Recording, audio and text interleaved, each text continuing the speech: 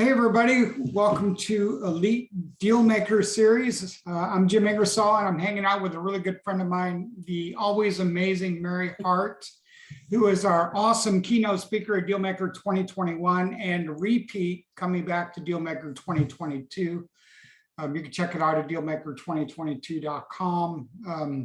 Mary's our keynote speaker. She's also a former lawyer, an excellent investor, wonderful mother, excellent at everything she does, and really a good friend for Cheryl and I. So we always love catching up with Mary Hart.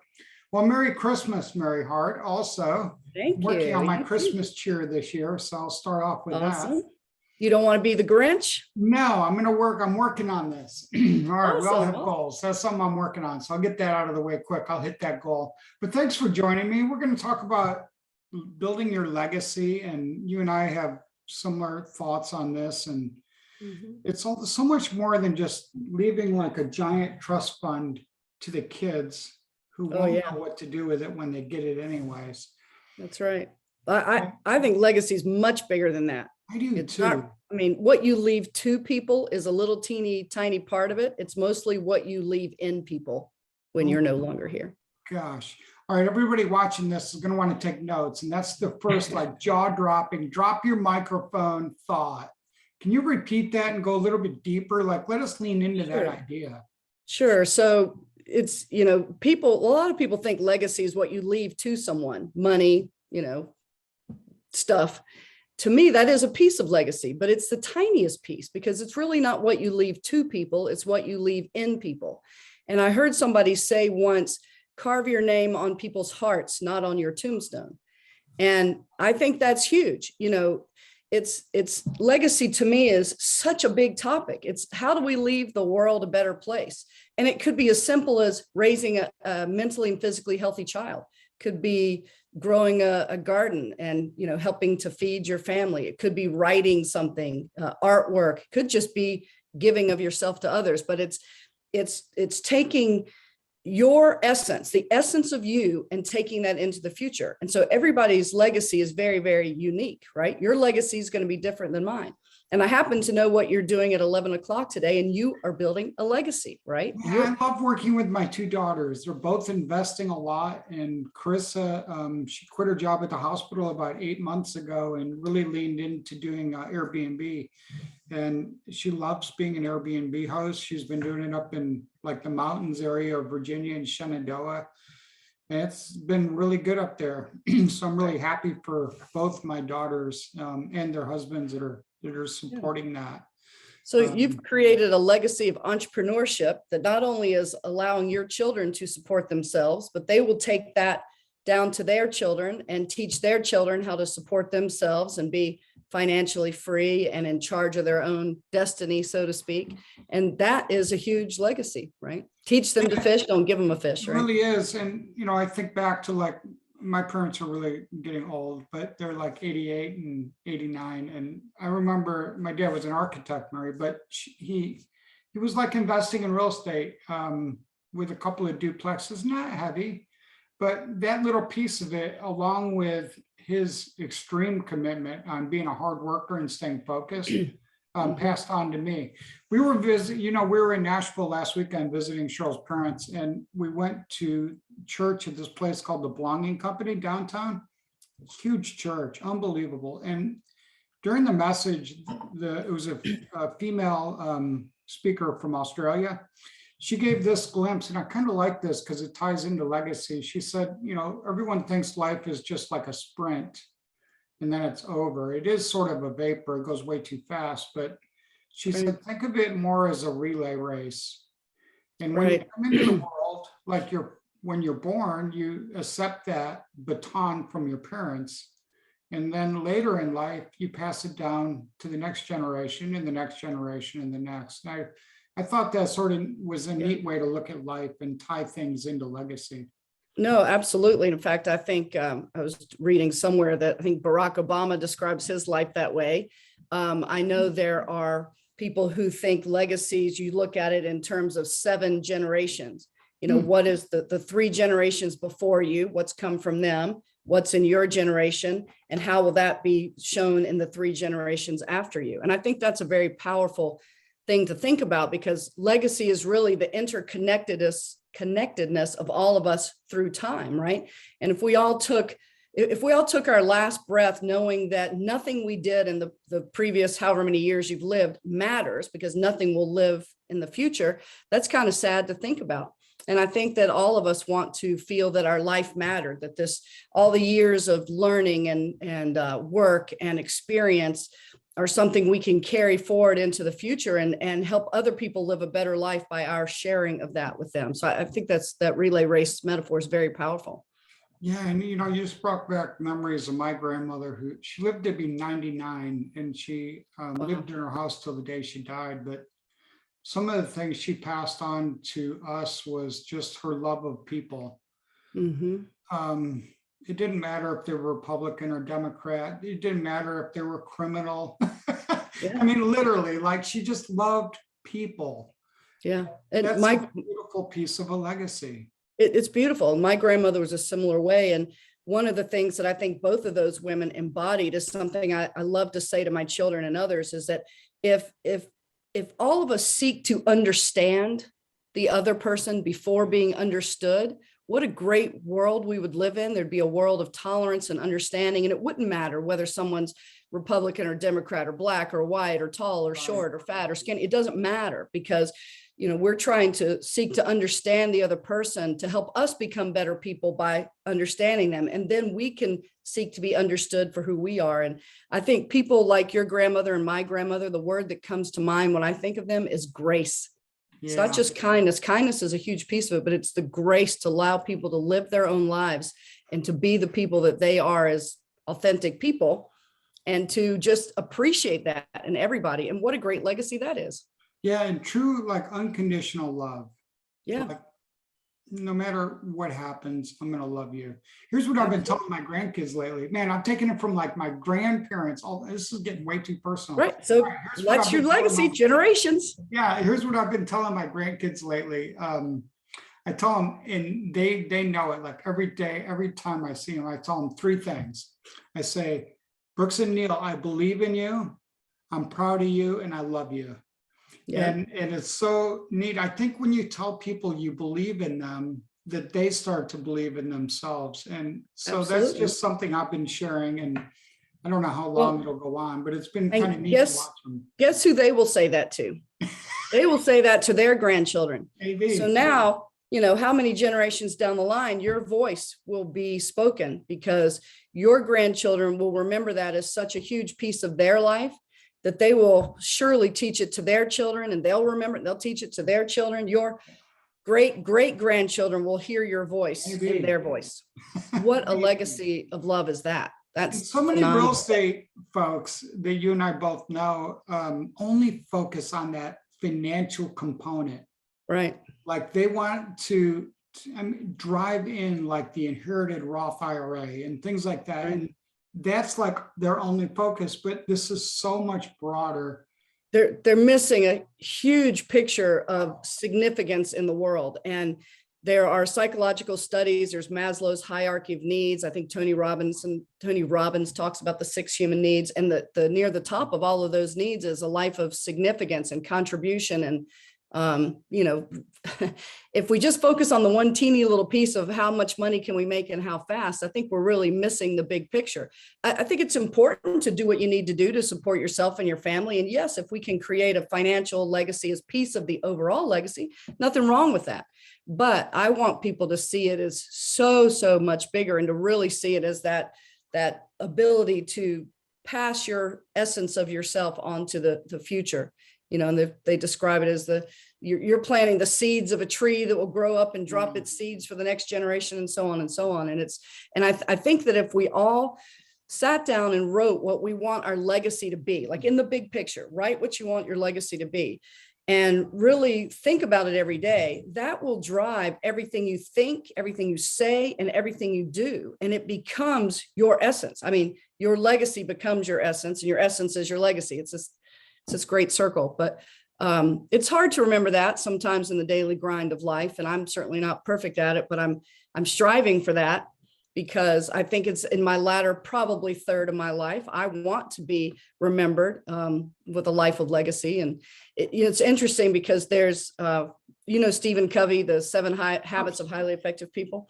He has 2 exercises that I have not yet done for myself, but I want to do. Love to hear them. One of them is to picture your own funeral. Oh. First of all, who's there? Second of all, who's giving the eulogy and what are they going to say? Sorry, it's my driveway dinger going off. What are they going to say about you? Who's in attendance? What's the mood of the funeral? That sort of thing. And that's kind of a sad exercise, but the one that I really like is think about your 80th birthday party. And if every single person you've ever influenced or had an impact on attends your party, what will it look like? What will they say when they're giving a toast in your honor on your 80th birthday party? That's a huge visual to me, is if every single person you impacted or influenced shows up to your 80th birthday party, how big of a town hall would you have to rent to fit them all in there? Right? Okay, You just need a living room? Okay. Will you come? Yeah, I'll come to yours in a heartbeat. I mean, you are a life of legacy. I watch you. You're such an When inspiration. you and I are like in our 30s, so it'll be 40 or 50 Yeah.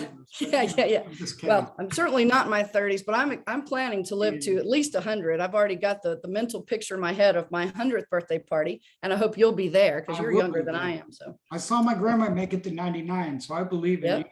that's pretty cool. Mine made it to 92, and I'm hoping to do that better. And I started by I ordered a hydro rower to get my health back so that I can live to 100 and live this life of legacy. But Nice. Anyway. I just ordered a Peloton. all right, same idea. I've got an elliptical at our house, and I haven't been getting to the gym. Well, I told you this a couple weeks ago, as often as I like. So I want to mix it up. Sometimes you got to mix things up, is what I think. And Yeah. so I've got a Peloton coming in a couple weeks, and I'm gonna give that a try. And we're gonna spend part of January in Florida. Oh, And nice. part of that's gonna be diet and exercise focused, just being outside all day. Through Yeah, the which is winter. also legacy. That's a legacy you're teaching the next generation to Trying take to. care of your health and some self-care. So, if we think about it, I mean, every decision you make every day is part of your legacy because it's all about your essence and who you are and what you prioritize and what's important to you. That becomes your legacy. So we should make that important things that we're creating as our essence, right? Things that will help the next generation. See what happens when I hang out with you? It gets really personal. Like I don't do this with other people. All right, cool. All right. So what are some other things that people should be thinking about with regards to trying to figure out, especially at this time of the year that we're in? My dog's trapped in my office here, sorry. Like what should we be thinking about going into next year as far as our legacy? What are some pieces we should start considering? Well, I think the first thing is people need to define for themselves what legacy means, and then define for themselves what they want their legacy to be, right? You had to go deal with the dog. I'll wait till you get back. So if people define for themselves, what their legacy is, what does that mean for them? And what do they want their legacy to be? And literally write it down, write down what you want your legacy to be. And another example somebody told me once is write your own obituary. Like if you died today, what would your obituary say? And if you don't like the story, change it, right? So that's pretty powerful exercise. Right. So if you go into this next year thinking, you know what, my priority is not going to be about the small slice of making money. That's important. We're still going to do it. But it's going to be a little bit bigger. I'm going to take my focus on what is my legacy. And if it's not where it is right now, what do I want it to be? Write that down in your own handwriting, because it's way more powerful to write things in your own handwriting than to type them on a computer. Write it down, write your own personal mission statement that would support that legacy that you want to create. And every day when you wake up, think, what steps can I take today that will contribute to my legacy? And what would I do today that would contaminate my legacy, right? Do you want to contribute to it or to contaminate it? I think you want to contribute to it. So it takes a little bit of effort and, certainly some work, but I think that it's so meaningful and so significant for people to do that it's probably worth the effort, right? And so on January 1st, like if you do a vision board or you're doing anything else, maybe you're writing your legacy statement and then your personal mission statement that supports that legacy statement, and try to live it every day at least a little bit. All right, so I just had another crazy idea. You know, I come up with these crazy ideas, right? I know. You put That's up why I with them. show up to I Dealmaker. bounce ideas off you. So how about this? We're heading into 2022. Write yourself a letter that you don't open for 10 years. Yeah, And that's a great idea. And write out what you want to do in those next 10 years, but you can't open it to the year 2032. Okay, I think that's brilliant. The other piece of that, another letter that you've heard me talk about before, is the ultimate love letter. Yeah, let's talk about that. Right. So part of legacy is, of course, what you do leave behind for your next generation, or your causes or whatever. And so part of that is financial. So I call this the ultimate love letter. Partly do your estate plan. That's part of it, to make sure that the stuff and your money passes down the right way. But to me, the ultimate love letter is more than that. Write down for your kids or your friends, whoever you want to give this to, what are your values? What's important to you? What do you want to accomplish in life? What have you already done in life? How do you manage the wealth that has been given to you? Who are the important people in your life, and how they could be important to people in your kids' lives? Things like that. And Frank's sitting in the kitchen over there, and he always says, to his kids and to me and to everybody else, and I think I mentioned this in September, leave everything you found it better than the way you found it. So that would be a value that, for instance, he and I would impart to our children. So in that ultimate love letter, write stuff like that, things that you believe in. And that's a huge legacy. And don't wait necessarily till you die to give it to them, depending on what's in your love letter. You might want to just give it to them, next Christmas, after you've spent all year writing it. I love that. You don't need a lawyer to write that or anything. Just write your love letter to your family. I love that. Right. And by the way, we call that an emotional heirloom. Oh, I like it.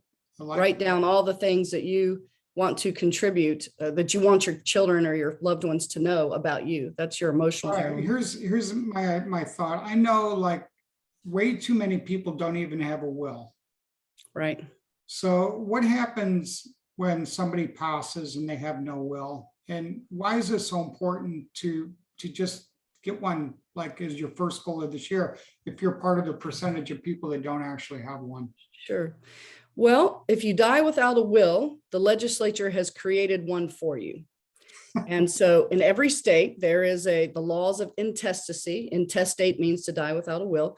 The laws of intestacy say who gets your assets when you die, assuming those are the assets that are in your separate and individual name when you die. So remember, the only thing that goes through a will are things that are in your separate name. So really, the homework I give people when they're starting out on this process is take a spreadsheet, write down every asset you have an ownership interest in, write down the fair market value of that asset, and then write down how it's titled, because how it's titled, how it's owned, is critical to knowing whether it's going to pass through your will at death or pass through some other means. For instance, if you and Cheryl own a house as joint with rights of survivorship and you die, Jim, Cheryl becomes the owner of that house automatically the moment you take your last breath.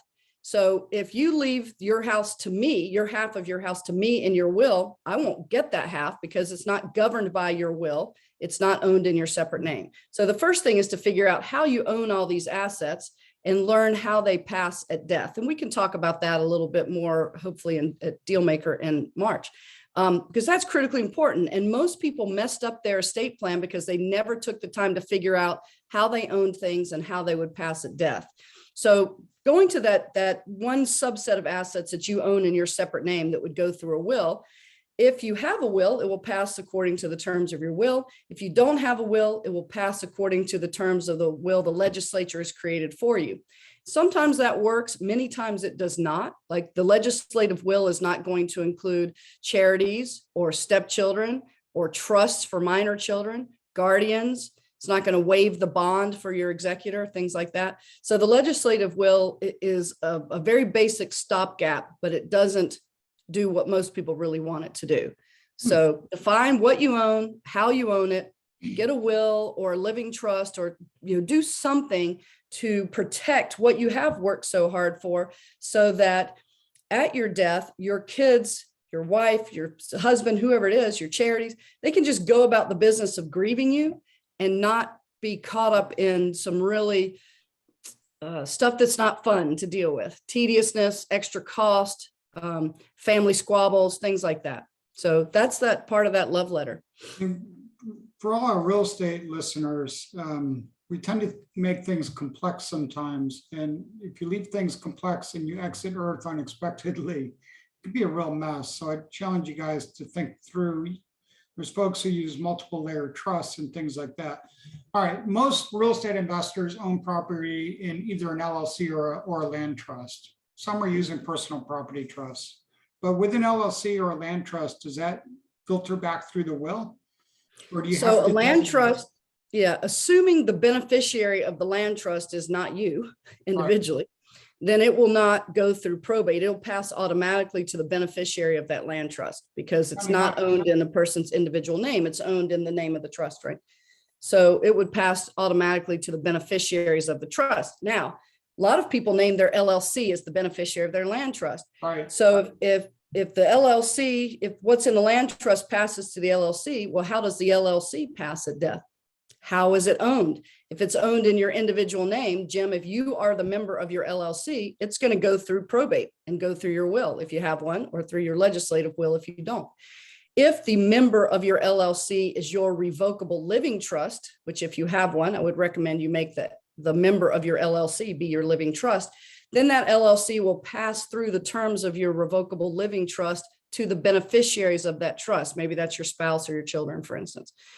You see what I mean? So in addition to having a will, people should also consider having a living trust. Yes. So there are lots of different options for estate planning, and not everybody needs a revocable living trust. Everybody's situation should be unique. There are a lot of lawyers that just pop out the same documents for every single person, regardless of their situation. I was never like that.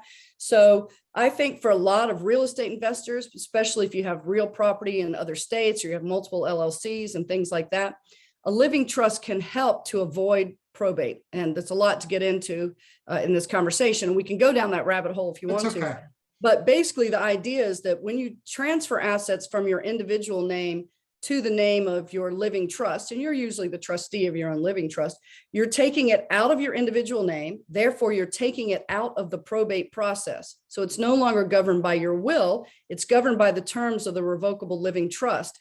And that trust document lays out everything that needs to be done at the time of your death. Who gets it, how they get it, who's the trustee, you know, does it go to charity? Does it go to kids? Does it stay in trust for kids? All those things we could do in a will, we would do in your revocable living trust. But what we've done is take the assets out of your individual name so that it's owned by the trust and avoids probate. A lot of people will say to me, well, I don't need that because I own everything with my spouse, joint with a right of survivorship. Well, that works great on the first death. You know, Jim, if you died first and you owned everything jointly with Cheryl with a right of survivorship and she got it automatically, that's great. But now what happens when she dies? There's no joint owner anymore. She owns it all in her individual name. So now it's all going to go through her will and go through probate, which is tedious, time consuming, in some states, very expensive, things like that. So I feel like when you do a revocable living trust, and maybe this is part of legacy, you're taking on that burden of maybe slightly more tedious work up front and more cost. It's a little more expensive than a will, but you're doing that to keep your loved ones from having to go through as much after your death. So you're taking on that burden. Wow, there is a lot there. And that's why you are the expert. Yeah, there's a lot there. There's a lot there. So smart on this stuff. And that's, okay, so that's getting your house in order. And that is part of your legacy that extends beyond your values of kindness and loving people and all of that. So that is good. So there's a lot to think through on this topic of building your legacy. Yeah. And there aren't many people that teach it thoroughly. All right. With all of those components. Yeah. So you know this, I'm trying to launch a new thing at your deal maker that will hopefully help people with this type of stuff and much more. But anyway, we'll see. I'm working on that right now because, you know, I'm thinking about my legacy and I've raised children. My children are out in the world and I've done that. You know, I'm in a great marriage with a great spouse. I have a great life. All right, well, what can I do to be more significant in the way that makes a difference in other people's lives? And I realize that I've gained a lot of knowledge through the years as a lawyer, a 1031 intermediary, a real estate agent, blah, blah, blah. So that's what I'm trying to do. I'm focusing on my legacy now because I know that I'm in that last probably third of my life. And so I'm excited about it. It's a little scary, I have to say. It's a little scary, but I'm excited about it. Uncomfortable. Well, it is good to be uncomfortable. That's where growth happens, is outside the comfort zone. And, on that line, I really want to thank you. You said you believe in people. You have believed in me since the day you met me. And you don't even know how much that means to me. Your belief in me, because I think so highly of you, your belief in me gets me through the hard times. A lot of times I think, oh, I shouldn't do this. I can't do this, whatever, the self-doubts that all of us have. I always think, well, you know what? Jim Ingersoll believes in me and he's no dummy. So I think I can do this. I do believe in you. I mean, you're super smart. You're a good friend and you've got a lot to share. You've impacted so many people, Mary Hart. And well, thank you. It was just, you're a blessing to our family's lives. So we're very grateful for you as well. Thank you. Thank you. Look forward to connecting in person back at Dealmaker 2022 in March. Yeah. If you're listening, you can check that out at dealmaker2022.com and connect with Mary Hart, because you can't just accumulate. You've got to get yourself to the position where you have a life of significance and a purpose. You've got to have a reason to get out of bed every day and not sit there on the couch looking for the remote. Right. And on that note, I've started doing that Mondays with Mary that was inspired by Wendy Sweet's Wednesdays with Wendy.